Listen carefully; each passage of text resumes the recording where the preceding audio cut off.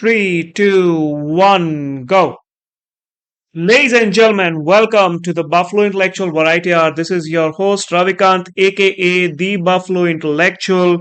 Welcome to episode 49 of the Mind Your Buffalo podcast, which is a free podcast. The Patreon has like another, I think, 27, 28, whatever number. I've lost count number of episodes. I've done episodes for other podcasters, and including people like my friend Anurag Minus Verma and other people also, and not to mention my own content on online at like lectures I've given here and there.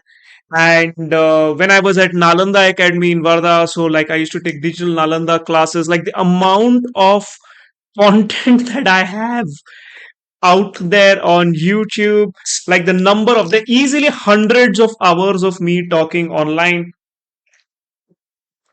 And throughout all of those things, I come back to one of the core points, like the very first episode I think I ever recorded as a podcast was this podcast. I don't think it runs now. This guy called Vandit Jain. If you still listen to this show or if you're still around, bro, like shout out. He had a podcast. I think it's called Lights, Camera, and Azadi. And in that episode, also, I was speaking about exactly the same kind of issues that I'm going to talk about today. It's been like 4 or 5 years in between, and like nothing really has changed. Actually, we are still more or less exactly in the same space, and that's what I'm going to talk about. But before we get into it, quick announcement: my book is finally ready. It's gone through the editorial process. It had some issues with the legal team. They worried, like, that it might be sued because, like, it has references to people like the Ambanis and Modi and like the BJP. And I've, like, definitely spoken about people like a good friend of the show, Bhavish Agarwal. Um, all these Savarna business icons and things like that. So they were a little worried because like their mainstream publishing house Penguin. So they were like they did their due diligence, and my argument was that look, I'm not saying anything against these people, which like I'm not maligning them. Like Narayan Murthy comes out and gives a statement that people should work 70 hours or whatever number of hours. That's a news story. I'm just taking that news story and I'm giving you my analysis around it, and the analysis is mine. So that is the situation. But, these are interesting times. We've seen what has happened with Kunal Kamra. We've seen, like, how easily, uh, the guise of hurting sentiments can be used as a ruse for disrupting things. So before I'm called anti-national and leftist and tukde tukde gang, I want to make it very clear. If you want to like attack me or file cases against me, file it properly. I'm an Ambedkarite. Okay. So like label me correctly. ठीक है फिर you do what you do. But I don't think that there should be a problem with this, legally speaking. Nowadays, like I said, these days you can't really tell. But it's gone through legal. They seem more or less satisfied with it. I got a cover design recently. It looks exactly like, it looks ghoulish, and I liked it. I wanted a book which did not look pretty, or deep or profound. I wanted a cover which kind of does not sit well next to. In my brief I'd written like this book should feel out of place on a bookshelf sitting next to a Shashi Tharoor book or an Amitav Ghosh book. So I think they've done a good job. But I'll talk more about the book in maybe the next episode or the one after that, when it actually is close to the launch. The launch is coming up. It's supposed to be launched in May. So I'll be promoting the book in May. Like not May, like I'll be promoting in the subsequent months, June, July. And to promote the book, I will be doing a series of live shows around the country again. And I want to actually, like, June, July is the period when colleges are shut. But once we hit July, August, and colleges reopen, I actually want to visit a lot of colleges. Generally, book promotions may what these publishers make you do is they will send you to a bookstore, like some Bari Sons or Blossoms in Bangalore, and they'll be like, "Ab jaake wahan par baitho in on a table in a crowded bookstore and sign books and meet the author type things." I may do some of those, but I'm not very um I don't think it's a very efficient way of promoting your book. I think what I want to do is I want to go to these institutions. I want to go to colleges. I talk a lot. I want to do live shows. I want to speak. I want to entertain people. And because I think when I speak, the orality of it, like, makes you want to read more and think more and hopefully not file FIRs. And, and in that event, I want to fold in the book. And if people like what I say or do, they buy the book. Good. If they don't, that's also fine. Like I like the idea of going to colleges. I never say no to Ambedkarite student organizations. By the way, they're the only ones who call me.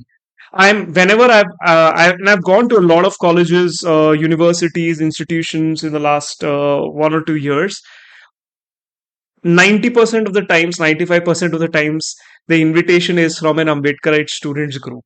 So I'm a big fan of Ambedkarite students organizations everywhere. Shout out to all of you guys. You guys have been a great support.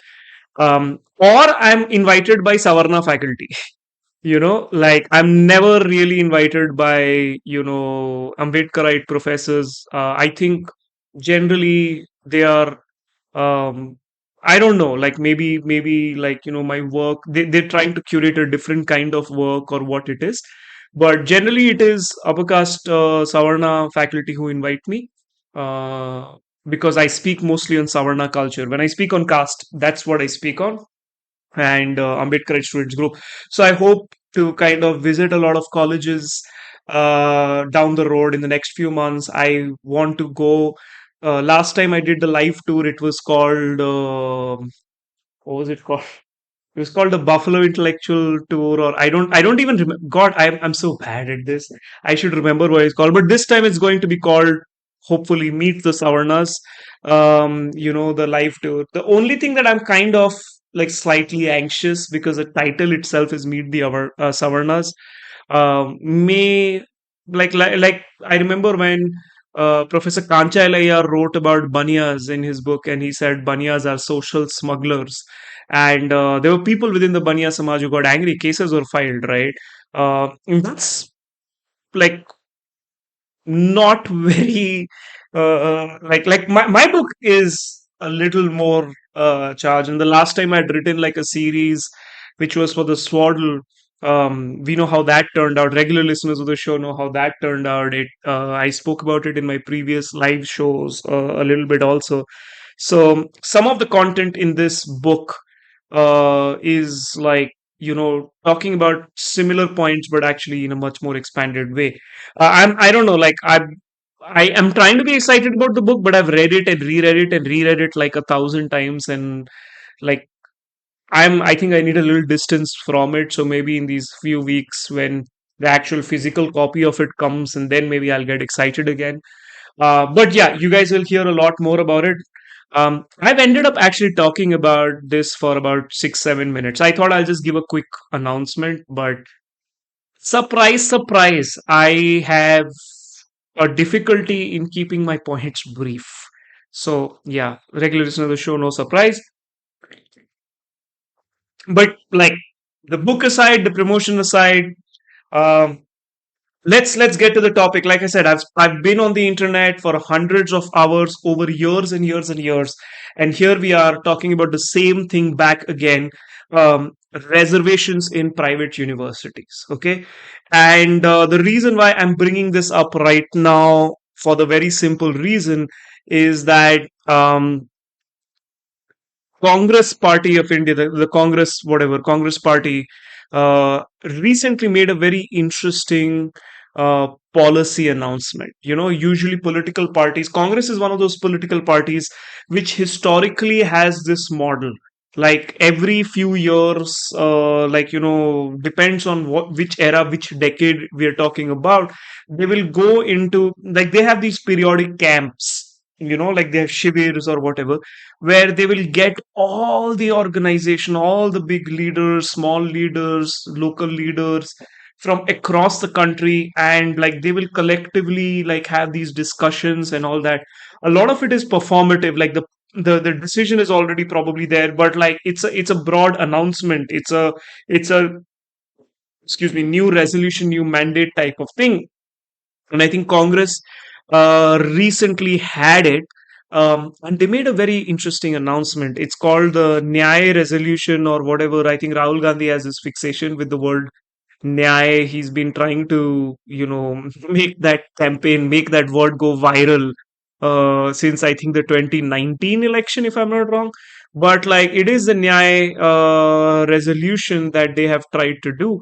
And what they're basically it's very interesting. I'll quickly tell you what it is and why it relates to it.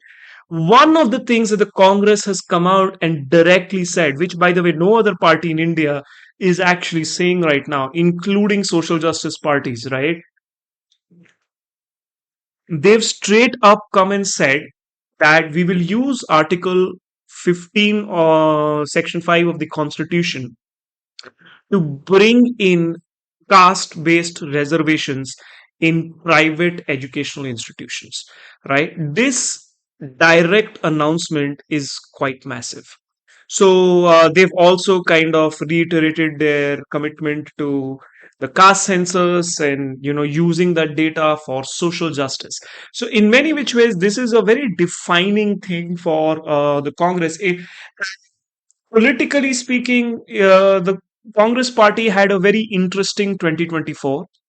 They managed to really humble the BJP in the Lok Sabha elections. Last year, this time, the Congress was really kind of performing stupendously well. Modi seemed to be in panic. The BJP was struggling. It seemed like the mandate from the people was that we need more social welfare. The electoral mandate was that the voter is like, okay, I am no longer fine. I may agree with you on ideological things. I'm like, even if I'm a core right wing BJP voter, I may agree with you on communal Islamophobia and all of that. But actually, it's not solving my problem because I'm still struggling with making a livelihood and things of that nature. So there is clearly a shrinking of the real economy in India.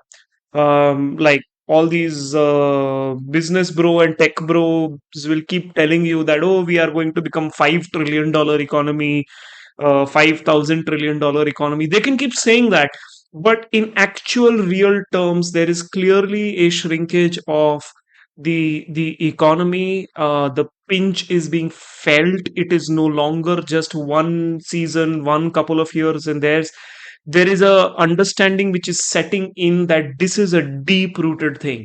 So we will vote for people, we'll vote for the party which promises us welfare. So give us electoral welfare and we will vote for you. Like allegiances don't matter. And Modi found that out in the Lok Sabha. And I think it made the Congress a little complacent because they figured that they had turned the tide.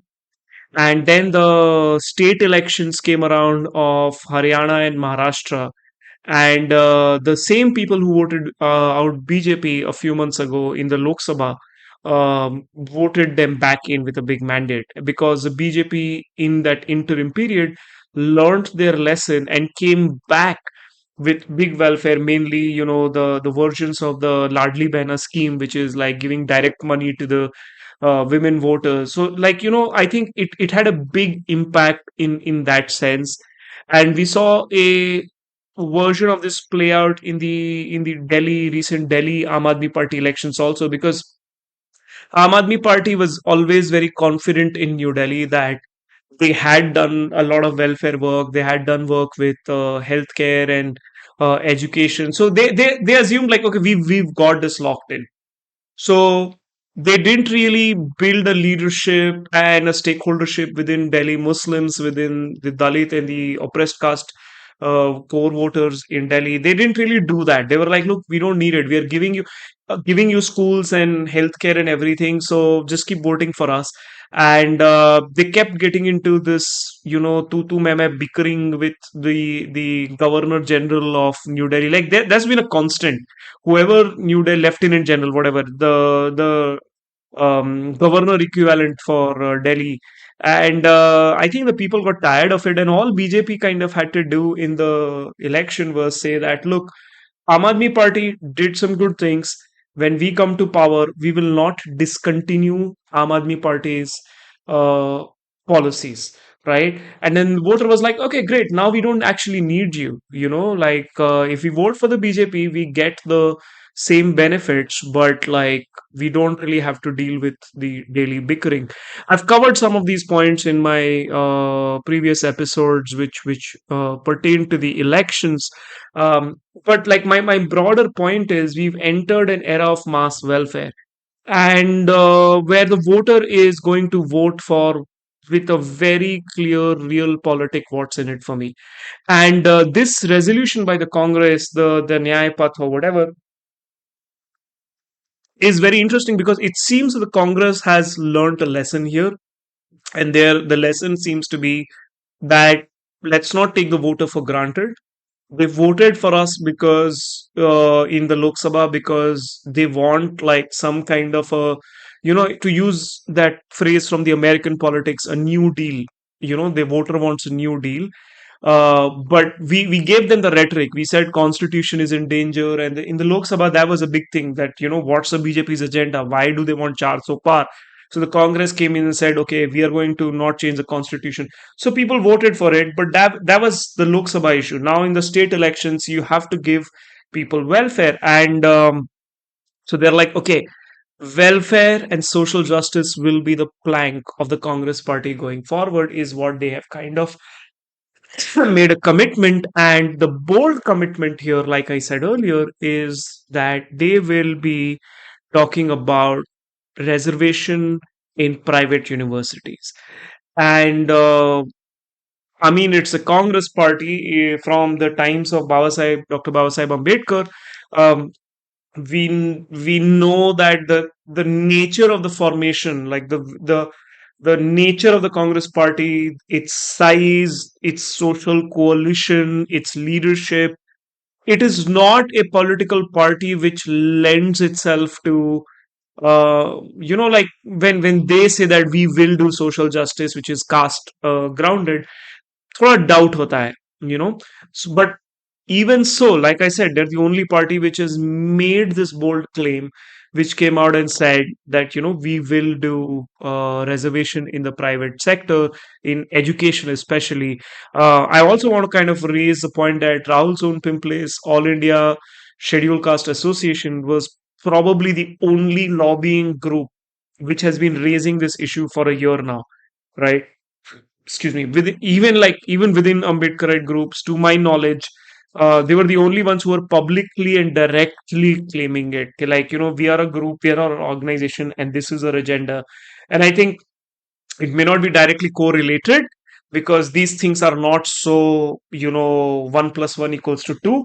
But before the resolution, I think Rahul Sonpimple and his team did go and meet Rahul Gandhi, and did make this very specific demand that please introduce reservations in the private sector. And like some days later at the Congress resolution, they do pass this.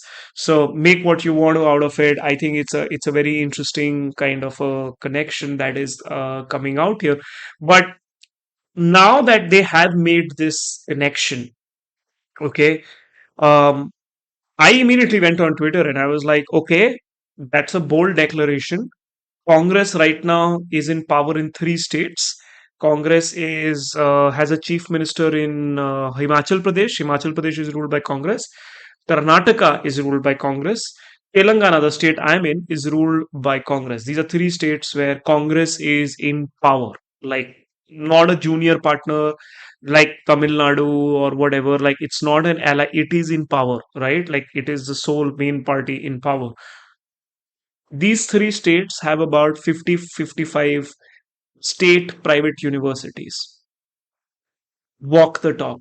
Go implement the reservation list. No, why are you like, these three states? Himachal has a lot of private universities and deemed to be universities. Bangalore has many, including famous ones like I think Christ is a minority institution, if I'm not wrong. Minority institutions, Article 15(5) can't touch.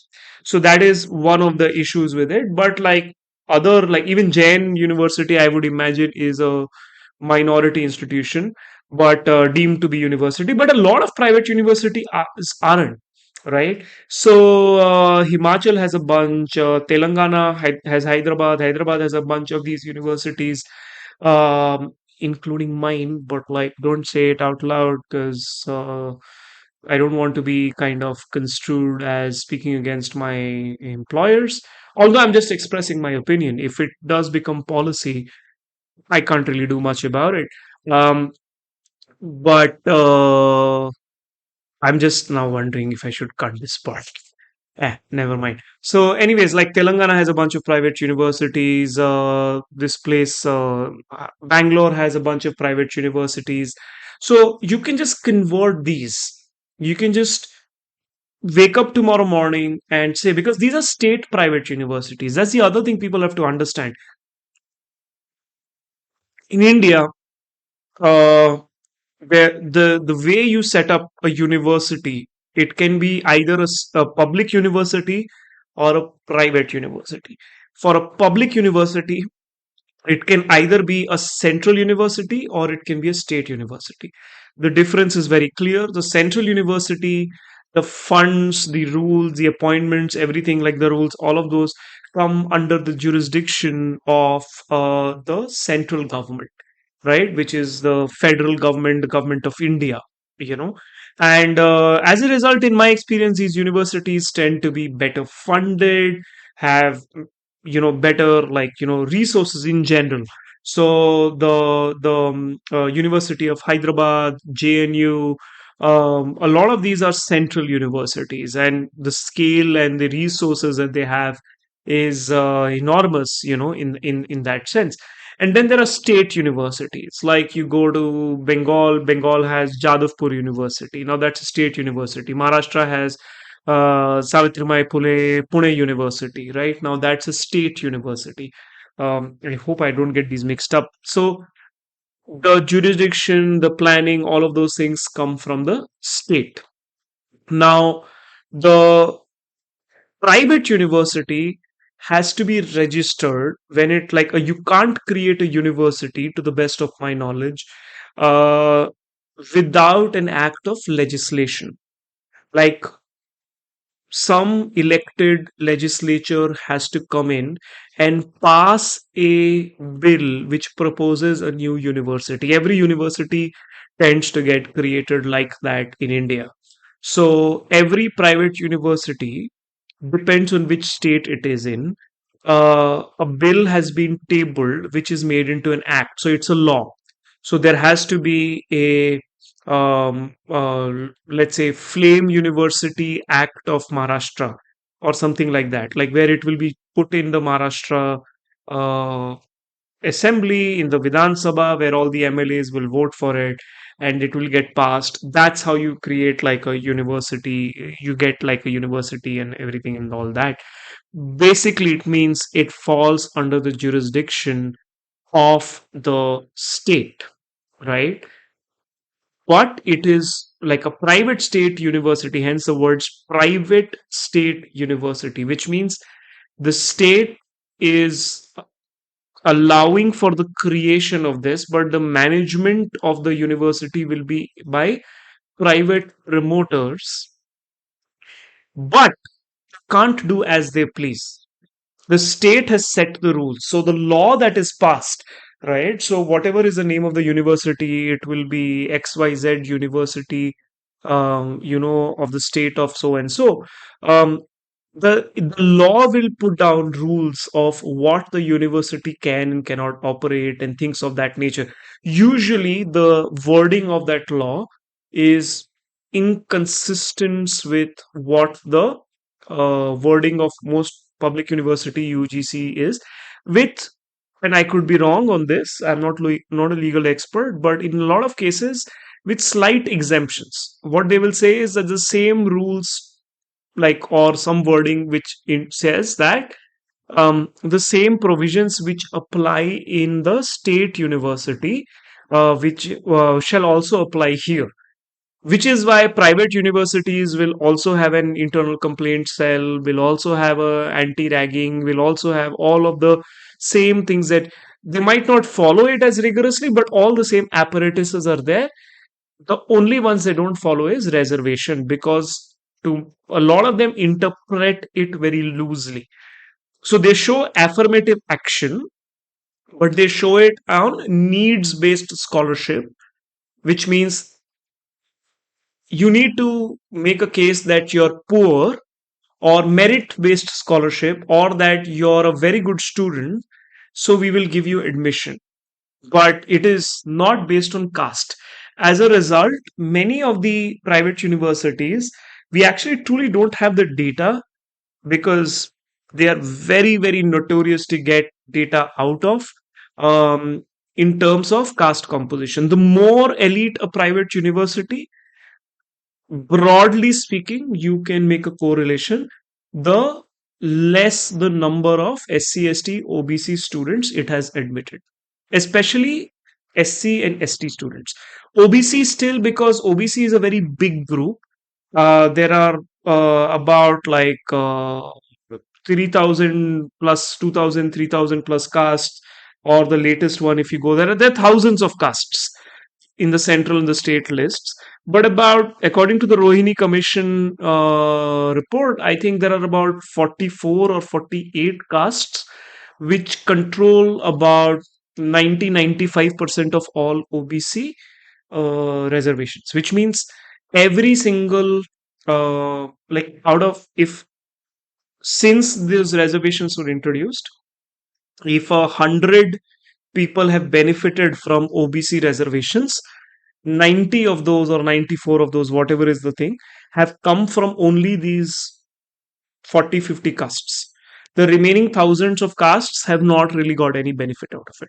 So it indicates that within OBCs there is a very dominant layer of groups, because OBC is not one homogeneous identity. Backwardness has many variables. Same community in different states can have different things. But usually the landed agrarian Shudra castes, seem to be the ones dominating. So it is quite possible to kind of go to a elite private university in Sonipat or wherever, and let's say find Kamma or a Reddy, student, or a Jat student, even a Yadav student, or a Kunbi student, like, because like there are families which have, due to large ownership of land, which have the kind of wealth which can put a student in for a 30 lakh rupee BA program. But the wealth distribution among SC and ST groups in this country, and the lowered OBC, if I may use that word, groups, is so directly correlation that none of these community, very few people in these communities have the economic reach to put their children in colleges where the fees is so high, right? So when you say needs based scholarship, who gets that needs based scholarship? Also, if you check, like, if there's a research, if the court someday, Supreme Court asks for the data, or if there's a task force someday, if there's a commission set up someday, and if they ask this data, right, of all these private universities, especially the elite ones, start with the people who charge the highest number of fees, right? And you start going, work your way down. So the colleges which are charging the highest fees for a BA liberal arts or liberal education degree, you start going to them and you say, okay, tell us in the last 10 years, who have you given the needs based scholarship to? And you check that data and map it with their caste profile. You will find hardly any SC/ST people in that, right? It is very indicative of the caste sanitized environment that is there. And I'm not even talking about the faculty portfolio. You can just easily go to all the top elite private universities, go to their website and just check their faculty page, and you will immediately see like this complete caste domination from elite savarnas in that space. So there is definitely a case to be made for uh, higher caste based representation in private universities, especially the more elite ones. Why do I keep saying elite ones? Because as of today, I think India has about 500 private universities. The number keeps increasing. I think I was just checking the UGC website, like 500 plus private state universities. This does not include deemed to be universities. There are many private higher education institutions which are under the deemed to be university status. Then there are many B schools and engineering schools who have not yet applied for university status, who are also just private entities, just private B schools, just operating, right? Like Mica, where I went and did my MBA from. Like Mica is a B school. It doesn't, to my knowledge, maybe now they have started, but for the longest time, 20 years, 30 years, um, 20 years, not 30 years, 30 to abhi hua hoga. 20, 25 years, they didn't have a undergraduate program. They just had a certification programs here and there. They had a core MBA program, and then they had a PhD program, FPM program, which I was part of also. So it is actually offering masters and doctoral degrees, but it is mostly doing it around like management studies and all, and there are lots of B schools like that, very prestigious ones, who maybe don't have the plan of becoming a university. So this 500 number doesn't even include institutions like that. They also don't have reservation, by the way.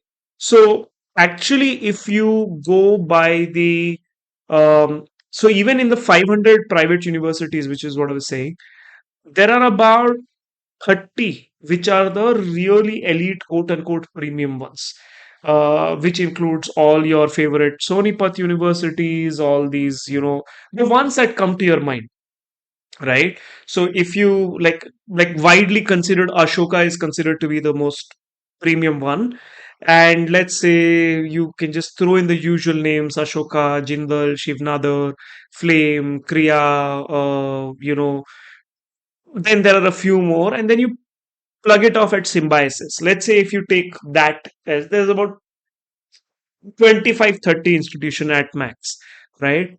These institutions ko agar tum hata do, if you put them aside, after that the quote unquote quality and the nature of the private university starts changing very drastically, because a large section of these 500 private universities are really some local corporator, real estate politician, excuse me, businessman, a group has come together. There's actually a very good book called Despite the State by M. Rajshekhar. Like, I love that book, and he's done a case study on Odisha in that, where he talks about how in between 1998 and about 2008, 2010, 10, 11, 12, Odisha went through a iron ore boom, and if I'm not wrong, from the top of my head, there was about 2 lakh crores of rupees that the state earned through the sale of iron ore from Keonjhar and some of these regions, Koraput regions, if I'm not wrong.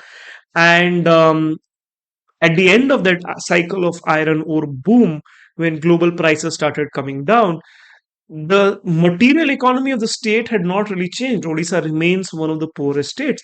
So they actually set up a commission, I think the Shah Commission, to sit down and see like where did this 2 lakh crores went? Because this is not speculative stock market Bitcoin money. Like there is rock, iron ore inside the earth. You dug it out, you put it on trains, you shipped it out, you sent it away, and you got money in return. So this is hard money. Like, where did that money go? And he also points out, while trying to solve that, he says within the same period, the number of jewelry shops and the number of engineering colleges in Odisha went through the roof.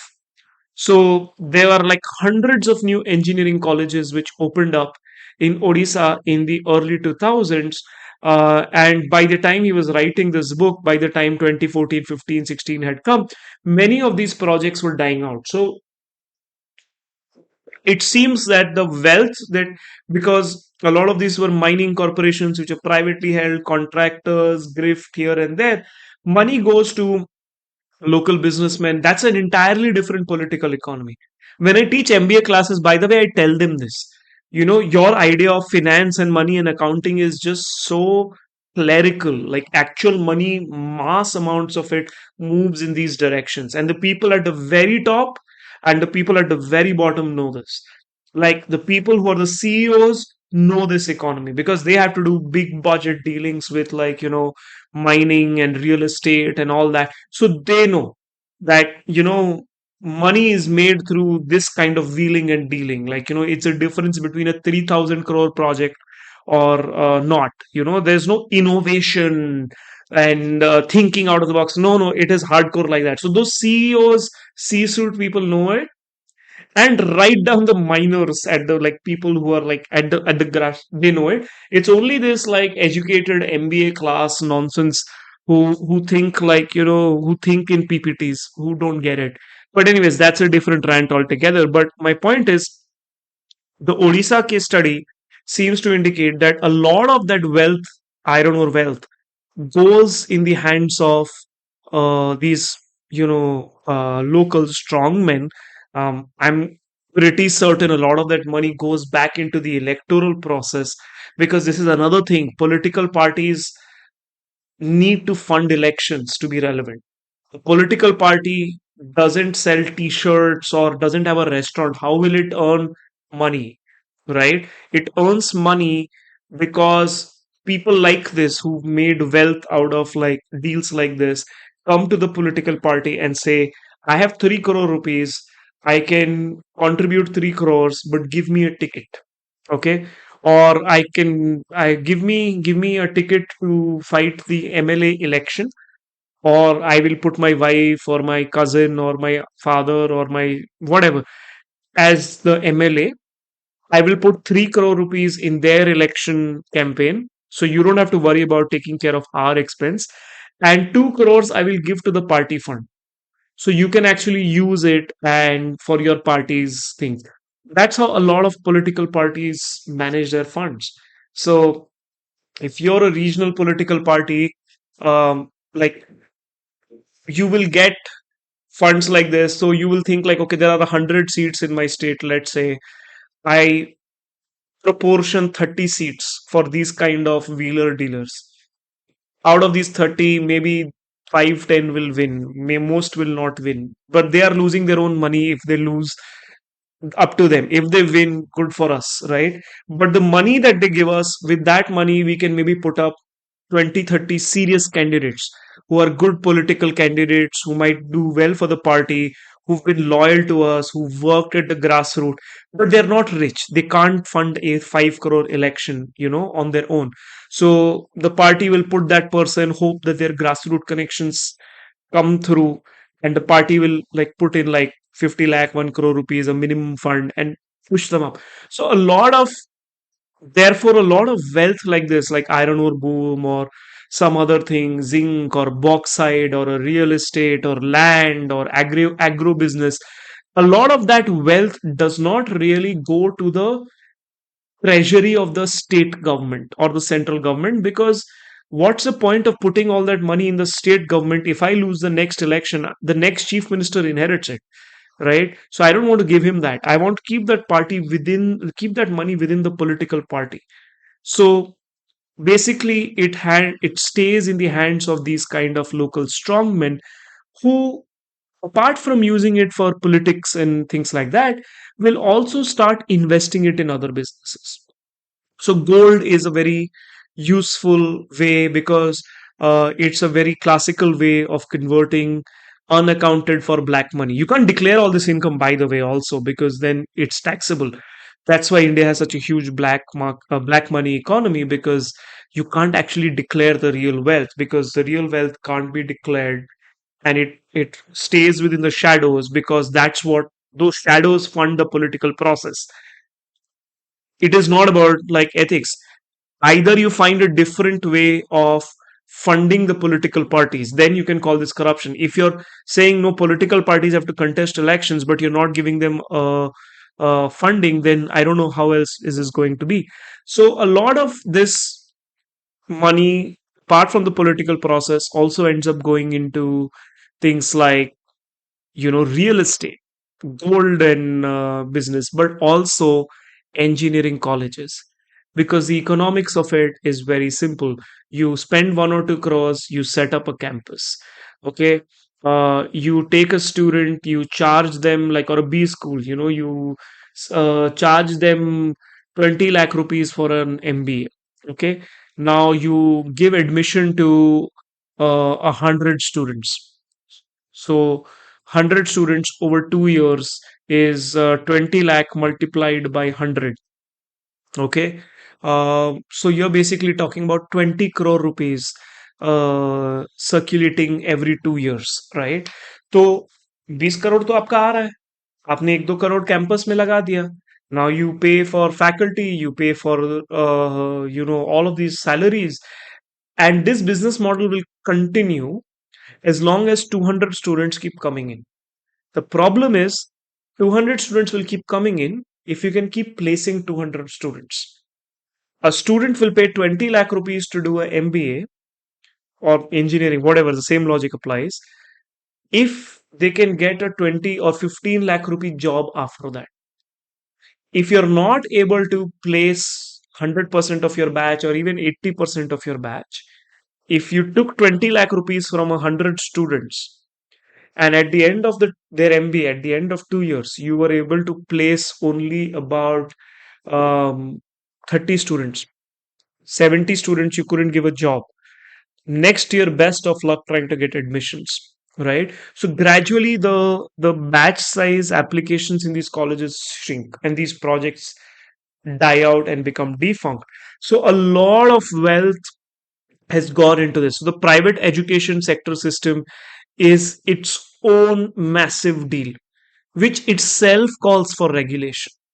A lot of money, some smart people will not put it in a engineering college or B school. They will put it in a coaching center, right? So if you go to Rajasthan, for instance, it's very obvious. Like Kota is very famous, but even a city like Jaipur, like there are coaching centers every 100, 200 meters. Telangana, Andhra, where I am, like two huge coaching, Narayana and Chaitanya, if I'm not wrong, like two huge coaching empires, like built around this idea of, because that's also built on a lot of private money, right? Because this is even better, because you don't have to get them jobs, you have to get them admission. You take a huge amount of money, you train the students, you treat them like shit, you give them scars, and you traumatize them, and then some of them get admission into IITs or wherever.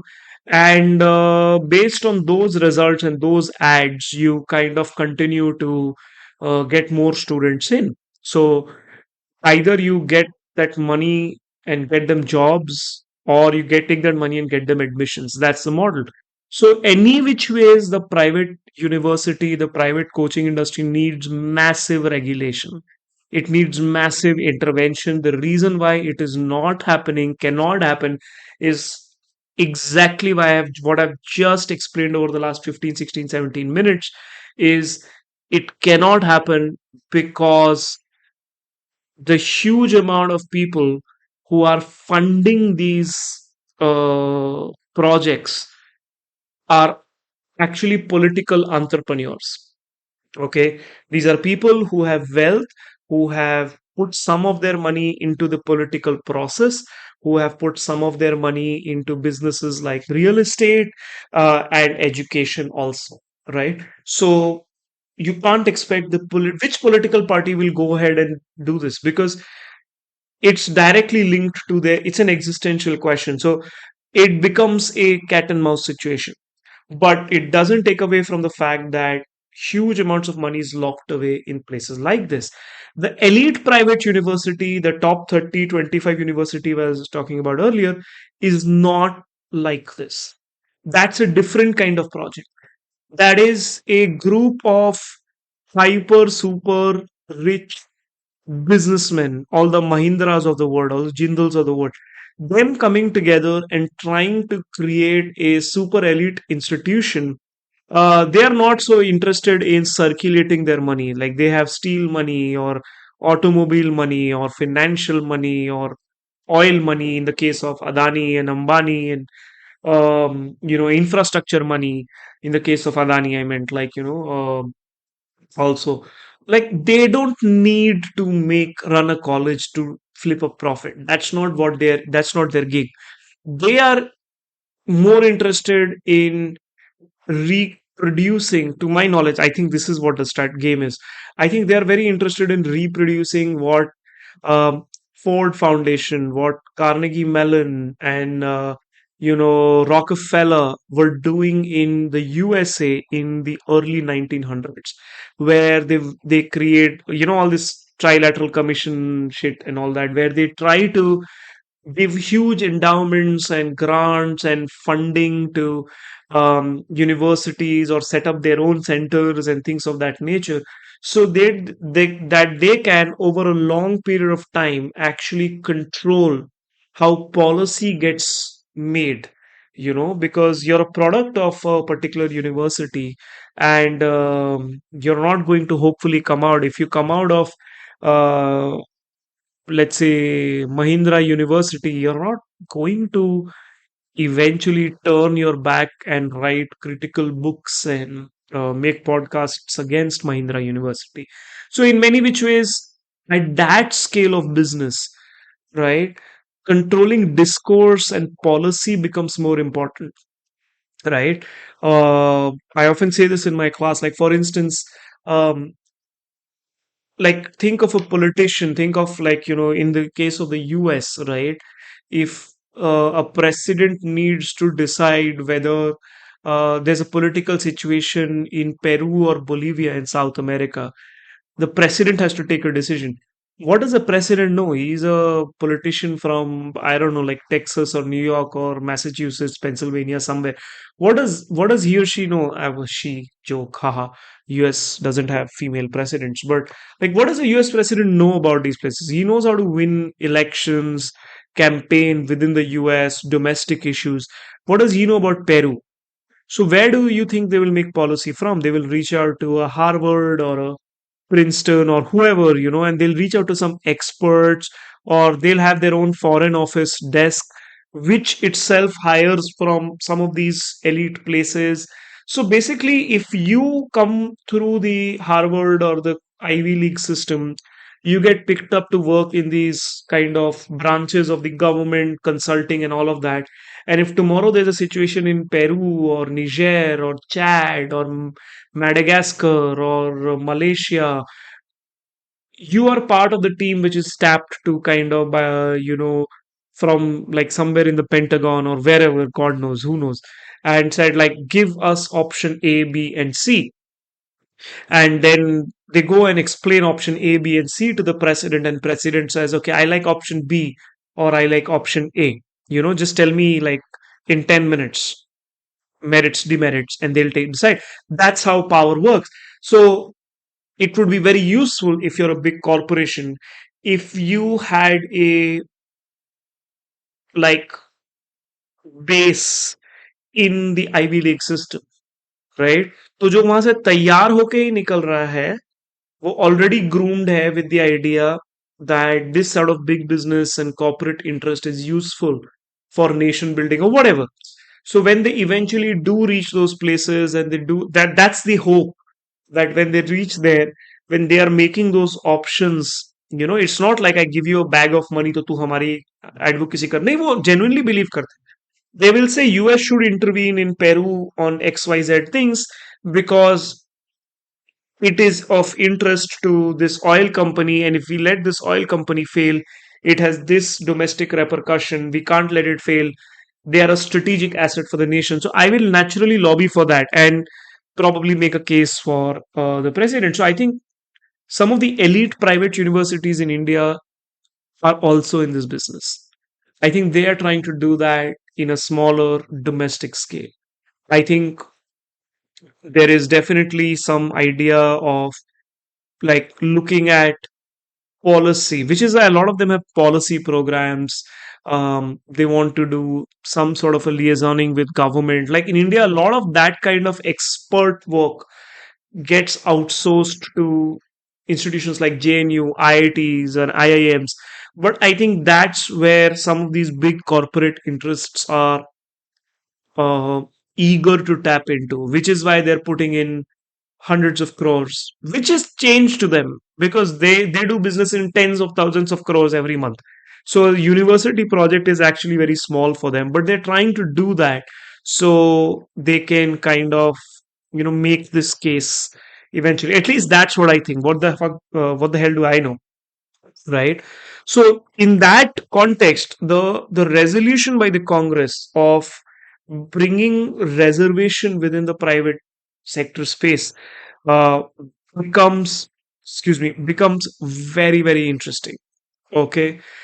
It makes a very very direct impact because what has happened is, even if whatever is a political economy and the intent and all of that, if you look at it from a caste lens, most of the big businesses in India which are backing these elite private universities, I'm not talking about the lower tier ones, all the 300, 400 of them, which are like local wheeling and dealing, get some money going through engineering programs here and there. I'm talking of the really elite ones.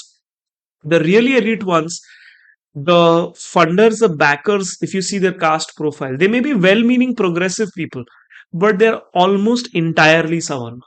They're almost always Savarna. They all come from trading communities, Banya, Khatri, Bora, some of those communities they will come from.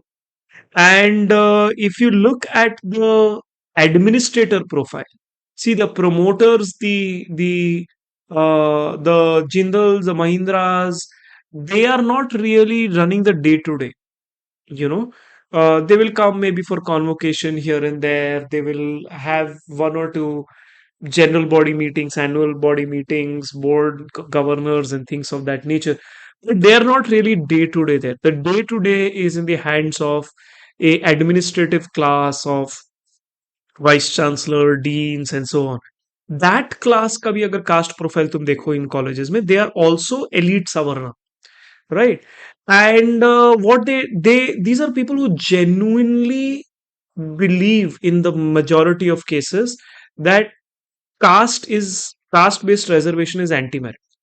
The most famous example is, of course, Pratap Banu Mehta, who was also vice chancellor of Ashoka University between 2017 and 2019. He had resigned. He was part of the National Knowledge Commission or something like that in when the OBC reservation was done in 2006. The Article 15.5, which the Congress is now referring to in its, was brought in as a constitutional amendment to give 27% OBC reservation. And Pratap Banu Mehta, who was part of a government appointed knowledge commission, it's a cushy post, resigned opposing this OBC reservation.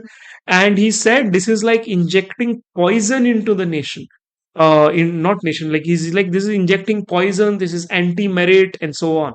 So these are the people, and he later on famously became like the vice chancellor of Ashoka University. And he's just symptomatic of this group of people who genuinely believe that इनके खुद के माँ बाप बाप दादा you know are super privileged. They've been bureaucracy, judges, courts, and business and agrarian wealth.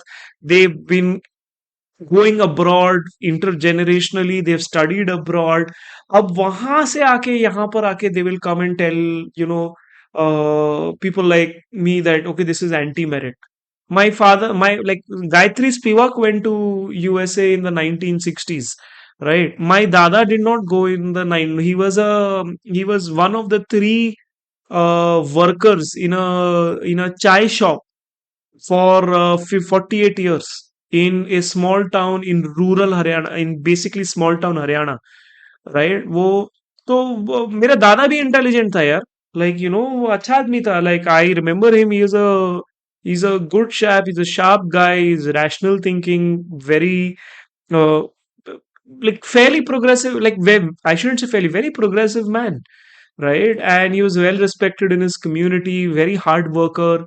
um, Even on the days when he wouldn't work, he would wake up at like 4 a.m. My enduring memories, he would take me for, he would just go out and walk. He would clean the gutters of the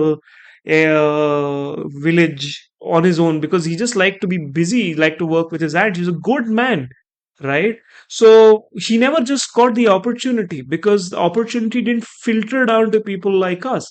So to say that, like, it's a lack of merit is a very disingenuous argument made by some of the most educated people who intergenerationally have had access.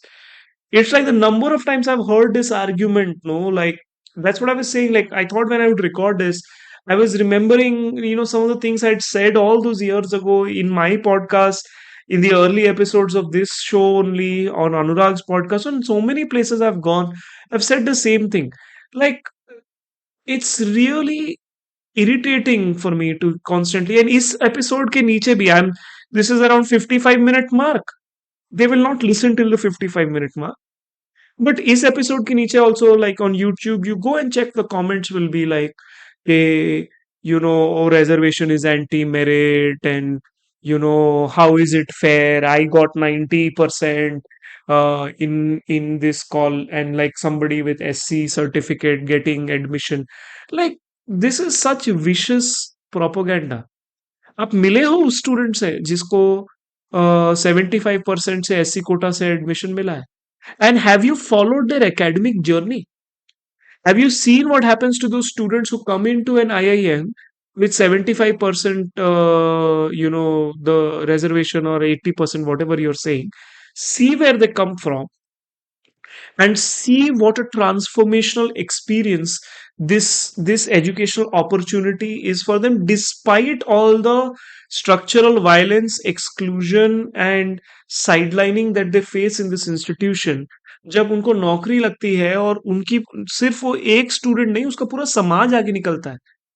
It is a nation building activity without which you will be exactly right back to the kind of situation in India where large sections of this country don't have consuming power, don't have any opportunity of cosmopolitanism, don't have any access to like materially uplift and benefit themselves, and you will have some really isolated elites who speak English, listen to English music, and dream of going abroad.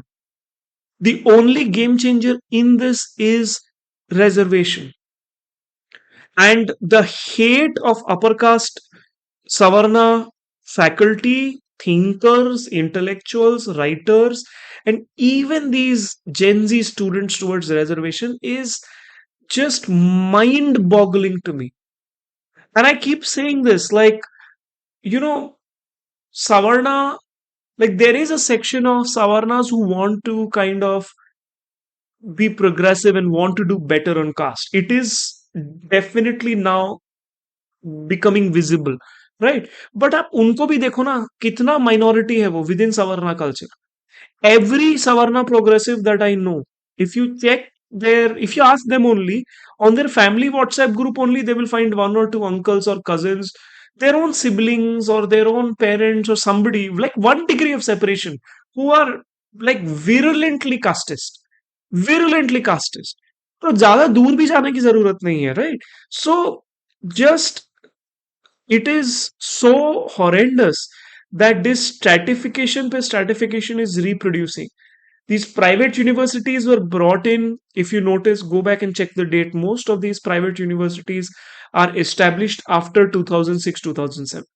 तो ऐसा क्या हो गया 2006 2007 में that all these philanthropist businessmen wanted to do philanthropy in education? From 1947 till 2007, 60 years, they didn't feel like opening universities and giving back. What happened in 2006, 2007 that Ambani, Adani, Jindal, Mittal, Mahindra, Goenka and Jain and all of these, like everybody has come together, and like started their own universities or created consortiums and, come together. And ऐसा क्या हो गया 2007 में? Is it because the OBC reservations came in 2006 that suddenly from 2007 they all started, like on one side, like 2006 OBC reservations comes in, 2007 8 onwards you start seeing private elite universities come, and on the other side the international curriculum schools start. Both are giving fees of lakhs of rupees. So if you're today, forget us, forget like SC/ST OBC people. If you're a elite Savarna only. If you're a, like, let's say, Brahmin, Kayas, Banya, Thakur, Bhumihar, Rajput, whoever, let's say you're from these communities. Let's say you're a working professionals, you have a business, you have a startup, you're doing well, you have a tech IT job, you live in a top city, Bangalore, Delhi, Bombay, Hyderabad, Pune, notice I didn't say Calcutta because it's a dump.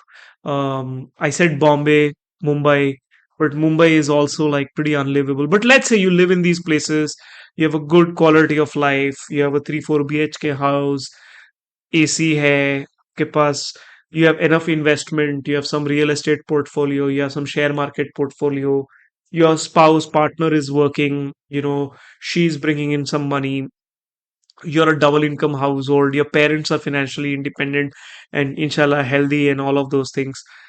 You're bringing in per month 5 6 lakh rupees of money, right? You have one child, start calculating. This is one of my favorite pastimes. I don't know if I've said this in one of my episodes before.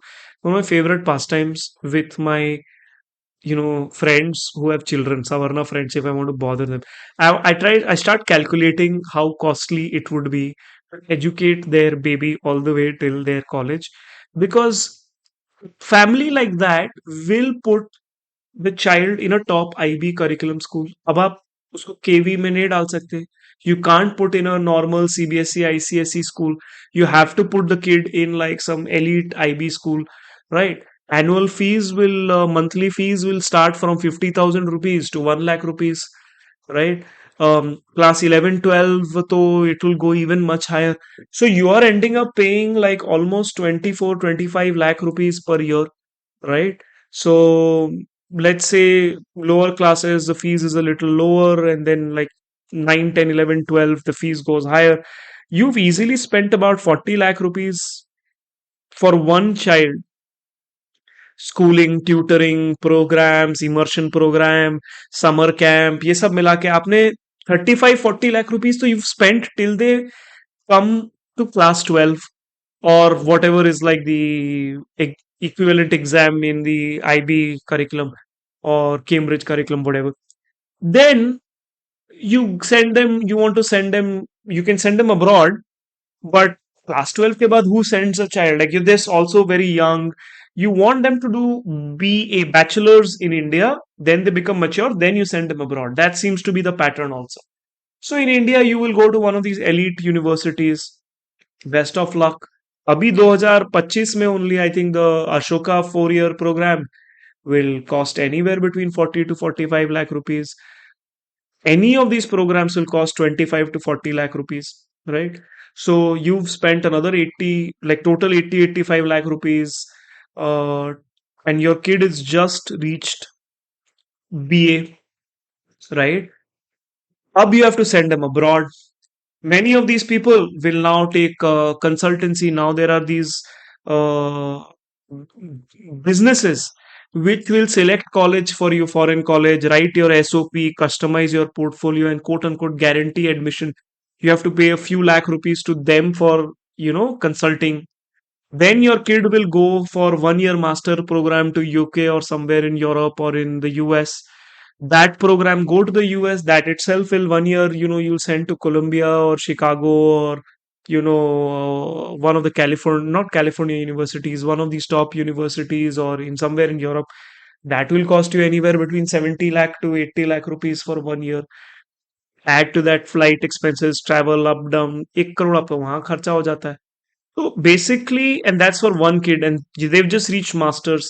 After that, hopefully, if they want to study further, work further, they'll start paying for themselves. Maybe they'll get a fellowship or two. आपका खर्चा खत्म नहीं होता है, but that's when they start becoming, hopefully, according to the plan, financially autonomous. So per child, you're talking about till masters about 2 lakh, 2 crore rupees expense, right? If you have two children, that's 4 crore rupees. 4-5 crore तो आपका education budget है for a family of this means. That is very difficult even for a family like that.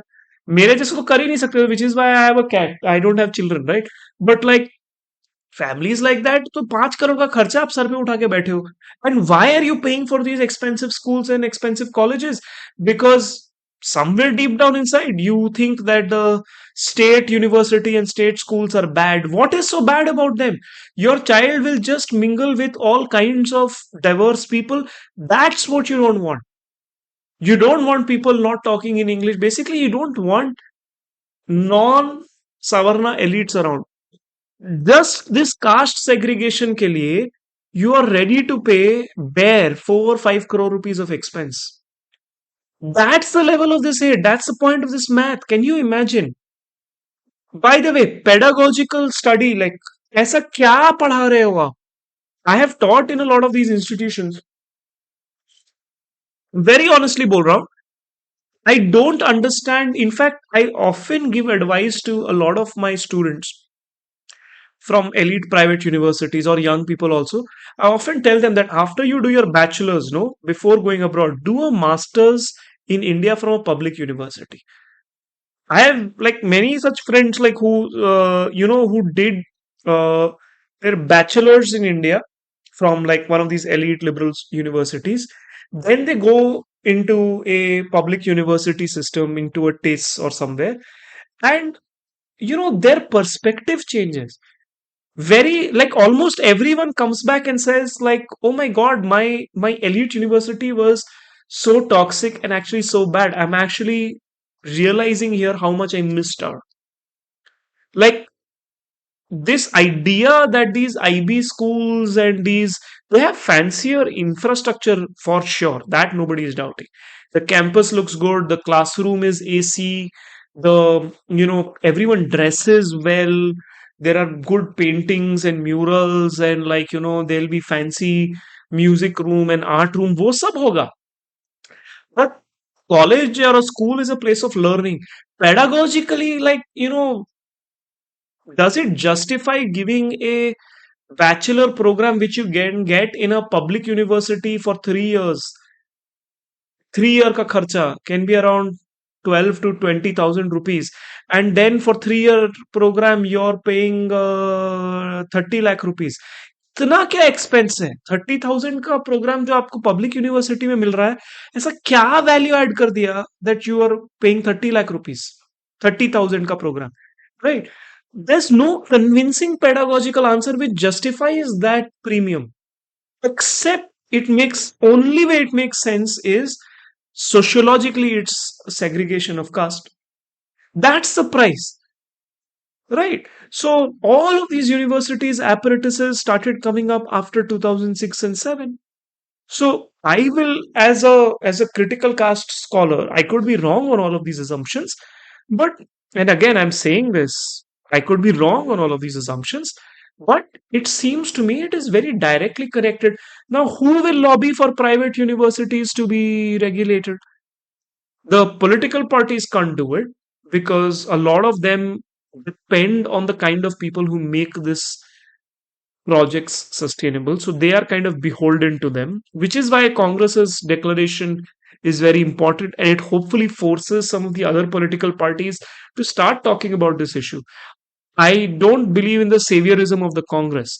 But if one major political party makes this an issue, it forces the other political parties, because politics is a zero sum game. If you take a very popular position, populist position, I have to match it up, right? So hopefully it pushes the discourse in that direction, right? And but like, even otherwise, I'm saying political parties can't really do it. Congress has made this declaration. It remains to be seen how much they can enforce it. Like I said, they're in power in three states, and state private universities is what they're talking about. They can easily bring in this change tomorrow. Let's see if they do. I haven't. I don't think they will. I hope I'm wrong. But political parties can't do it. Professors can't do it because the few SC, ST, OBC professors who come into the elite university system, आप बोल ही नहीं सकते हो. It's the reason why I can't get a job in a lot of these private universities is they will look at my profile. I speak well. My interviews are good. My student feedback is touchwood, has been good for years. My research is fairly good. I have a decent public profile, even outside the podcast. Like as a writer, I've written articles in public platforms like the Caravan and like the Quint and everything. I have research publications in peer reviewed journals. I have book chapters. Now my book is coming out. I have administrative experience. I have in my college. I've done leadership roles. I've been head of department. I am a associate dean right now. It's a strong profile, but they just look at the kind of issues I'm raising. It has become sort of okay to now talk about Dr. Babasaheb Ambedkar. If you talk about it, like 10 years ago, if you were a professor in a private university, if you talked about Baba Sahib, they would sort of like, what is that person doing? Now it has sort of become acceptable in Savarna university system thanks to all the push that has happened in the last 5 6 years, including from progressive Savarnas themselves, right? The hyper minority that they are, but they have also played a role in this. Uh, like now, if I do a panel discussion in my college or a conference on the legacy of Baba Sahib Ambedkar in a private university, they'll be okay with it. Like, they'll not be very happy. Some people will be very upset, but by and large, they'll be like, okay, theek hai, we can let this happen. You can even talk about caste atrocity. You can even talk about caste as violence, caste as political, calculations and caste census. These things you can talk about. I talk about caste in a very different way. I talk about caste as an upper caste problem, right? Hardly any academic who is still in academia, activists, Ambedkarite activists are doing it all the time. Like, if you're a grassroots leader, you're an activist, you're a PhD scholar, you're a student, they are doing it. In fact, they are the ones who are doing it more consistently. But being a professor, being in the system, being in the management, being in the administration of a private university, and talking about caste as a Savarna framing, the moment they see it, they're like, let's not get this guy in, right? I've I've had interviews where they've just asked me one question: why do you always talk about caste? I've had interviews. I don't want to name the institutions where this has happened. So I know for a fact that like it limits my opportunities even with overseas academia when I apply for fellowships and all. वहां कौन बैठा है? Savarna, all these Chatterjees and Ayers and Joshis and Kulkarnis are sitting there, and like they can still stomach some kind of, like I said, legacy of Baba Sahib Ambedkar and caste. Oh my God, so much atrocity. But the moment I start saying, well, Gayatri Spivak and Partha Chatterjee and like these are they have a complicated legacy. They're not as progressive as you say. Like they haven't really done, like they have written well, they write well, but they haven't really, they've gate kept a lot of this caste knowledge. They've been a part of institutions. People like Pratap Banu Mehta, Andre Batel quit the national, Batel, who's like, very revered in liberal circles and in caste, not caste, in economics term, quit the National Commission of Knowledge on the OBC reservation. There are people who still defend him, fine, they can, but like the fact remains, he did say that can't be put a quota, so resigned. There are people like that. These legacies are very open, right? So, like, if I will start talking about that, so then in those fellowships, in those places, then they start saying, okay, let's not get this guy in. So if this is what I am encountering, I am assuming this is what all the other SC, ST, OBC, Ambedkarite professors also might be encountering within the private system. So, which is why they are not going to raise this issue. It's very difficult. Like, I have some journalist friends who have tried to do stories on caste in the private university. There's a reason why I'm one of the only people whose quotes come in those places, because there are hardly any professors who want to go on record like in these on these issues. Especially public university, you'll still do it. If you're an IIT professor, you're an IIM professor, JNU professor, TIS professor, you can still come out and talk on caste, right? On student suicide they're still a little, like, tight-lipped, but at least they can come. Private universities, especially lower tier private universities, you'll not find, right? So political parties can't lobby for reservation in private and regulation of private sector. Academics can't do it. Gen Z students, so matlab, by and large, hate only this thing.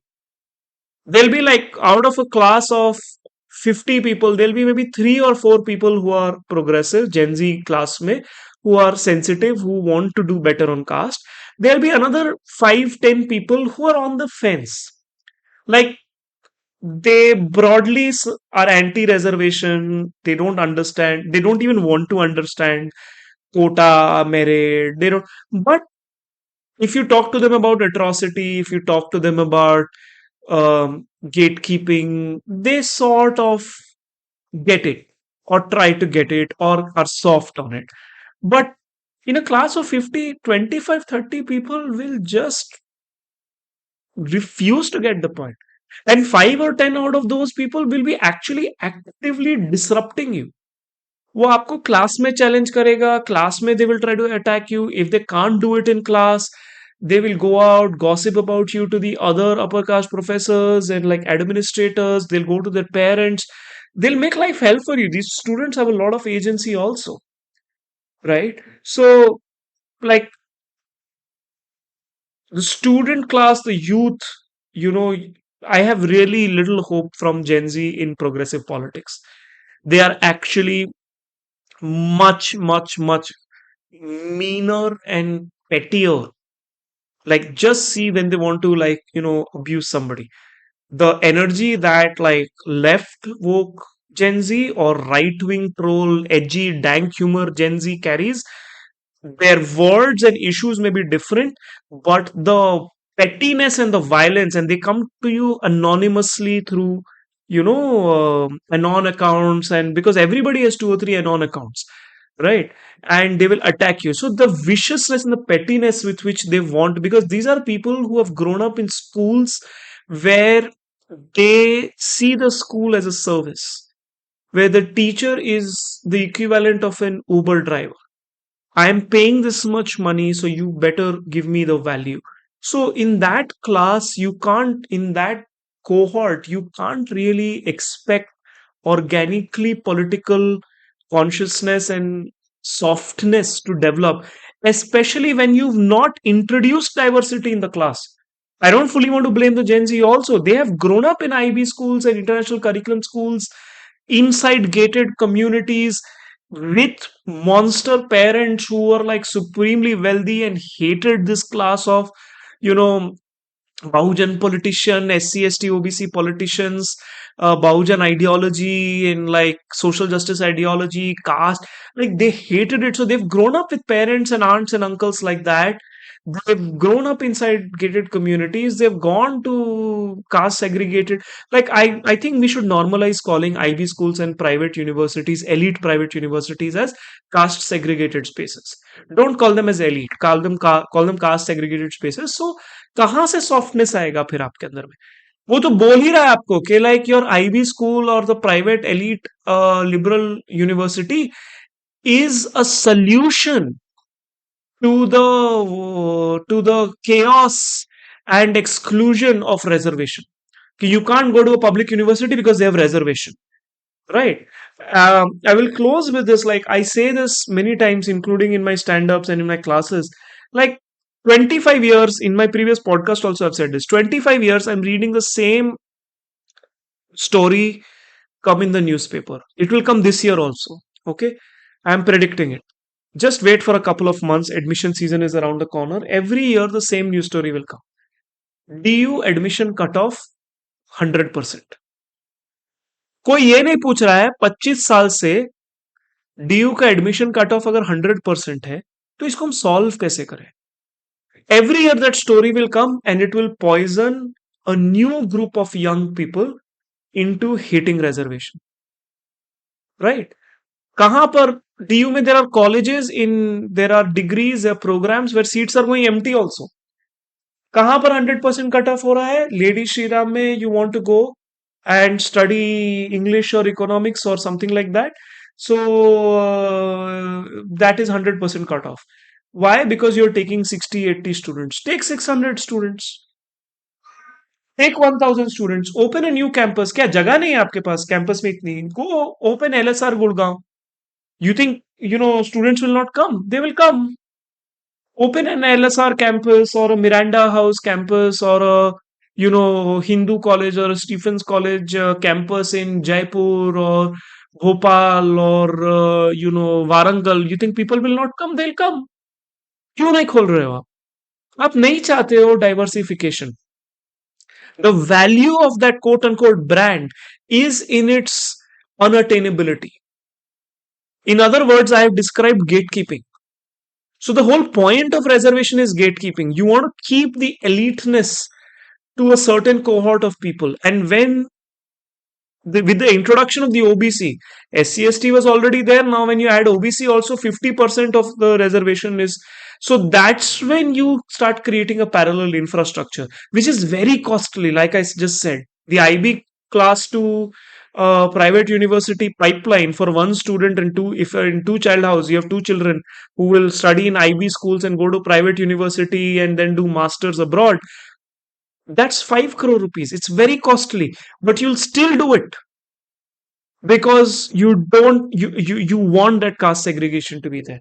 So again, like, I'm covering the same ground, but this time I think I've tried to bring in a slightly different angle on the political economy of admissions of institutions and how reservation in private education is actually the holy grail in many which cases, and the massive mobilization that is there. Like once, like, in my previous college, some students were like, sir, we want you to come and do a panel discussion on how to do reservations in our university.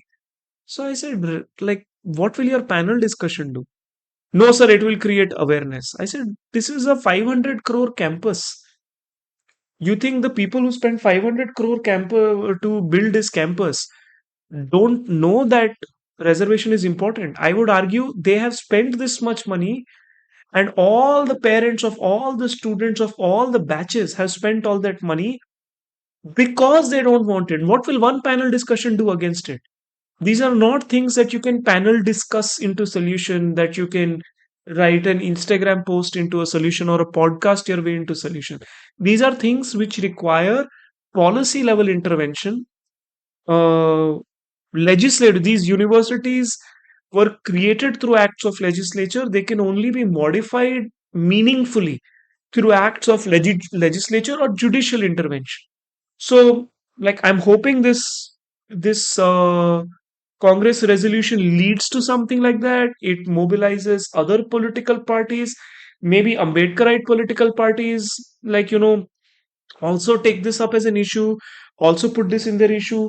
Like, parties like, the left parties or social justice parties like DMK and all. It would be very useful if they try to build consensus around this because it is a very, very core issue. Um, but like, let's see, I'm not holding my breath. Anyways, that's my time. I think I've spoken too much and I've rambled too much. This is one of those topics, like, I can do the whole podcast. I can come every month twice, just keep talking about this, and it'll never end. Maybe the next book I write should be on this. But yeah, this is if it was a little rambly, I apologize, but I hope you kind of got some sense out of it. Anyways, enough. Okay, bye. Hey, you finished the whole episode. Well done. I can't believe you can tolerate my voice for so long. But in case you liked what you heard, you might consider also joining for the exclusive episode that I do for my paying subscribers, because that show gets into slightly edgier topics and I don't really want to put it out in the public domain. It's available on the Patreon as well as on YouTube through the join option. And in case you don't want to drop extra money, I completely understand. Please keep listening to my regular show. I'm grateful as ever. There's a buy me a coffee link in case you want to drop some love. Otherwise, just have a nice day. Stay being awesome. Bye bye.